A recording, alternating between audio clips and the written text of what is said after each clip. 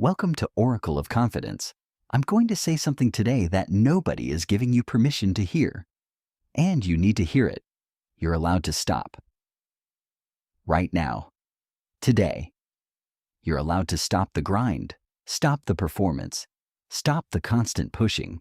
Stop the voice in your head that says you're not enough until you achieve one more thing. I know the exhaustion you're feeling. It's not the physical kind. You could sleep for a week and still be tired.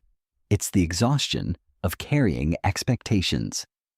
Your parents' expectations, your partner's expectations, your boss's expectations, your own expectations most of all. You're probably doing well by external measures. You have the job. You have the apartment.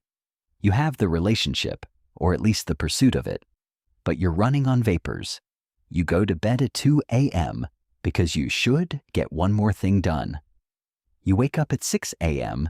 before you're actually rested because there's always more. You skip lunch, rush through dinner, cancel plans because the work won't finish itself. And most of all, you carry guilt about wanting relief. Because the moment you admit you're exhausted, the voice says, "But other people are doing more. Who are you to be tired?" You don't just feel burned out. You feel guilty about being burned out. As if your exhaustion is a personal failure, a sign of weakness. Proof that you're not cut out for this. That you're not ambitious enough, or tough enough, or disciplined enough. Research on burnout shows something revealing. 78% of burned out people feel shame about being burned out. They see their exhaustion as a character flaw instead of a logical response to unsustainable demands. Here's what I want to tell you. Your exhaustion isn't a flaw. It's data. It's your body and mind saying, "This is too much." Alex is a 36-year-old surgeon. Technically, Alex has achieved everything society tells you to want. The prestigious residency, the six-figure salary, the respect, the title. But underneath, Alex was drowning. Working 80-hour weeks, weekends spent catching up on sleep, relationships suffering, health declining, all while feeling tremendous guilt about not being grateful enough. "I have an amazing career," Alex would say. "I shouldn't be complaining." But Alex was also having panic attacks in the bathroom during surgery. Couldn't enjoy time off. Had developed an ulcer. Couldn't remember why this career mattered in the first place. The worst part wasn't the exhaustion. It was the shame about the exhaustion. Alex believed that admitting the job was unsustainable meant being a failure, meant being weak. So Alex kept pushing, kept performing, kept carrying the burden in silence. I'm going to give it to you now. You are allowed to stop. You're allowed to take a day off, not as a vacation reward you've earned through suffering, but as a basic human requirement, the way you're allowed to sleep, to eat, to breathe. You're allowed to say no to a project, to a request, to an expectation, without explaining yourself, without earning the right to say no through extreme productivity first. You're allowed to be less efficient, to make mistakes, to do something poorly, to not optimize every moment of your life, to be human instead of a productivity machine.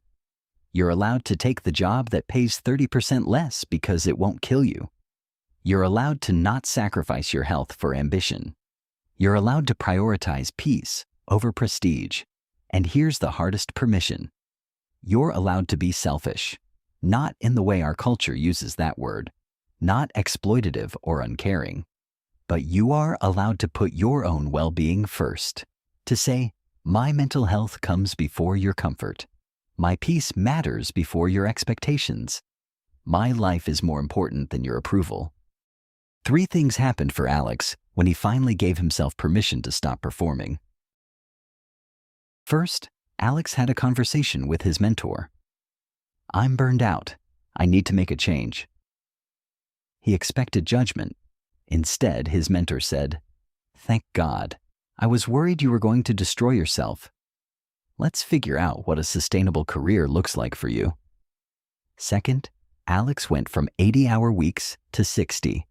Not through time management hacks, through permission to do fewer things, to disappoint some people, to not be everything to everyone. Third, and most important, the shame dissolved.